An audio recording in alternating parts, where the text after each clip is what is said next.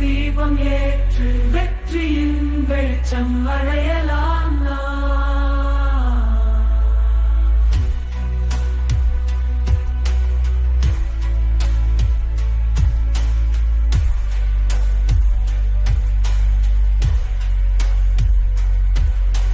வெற்றியின் வெளிச்சம் அடையலாம்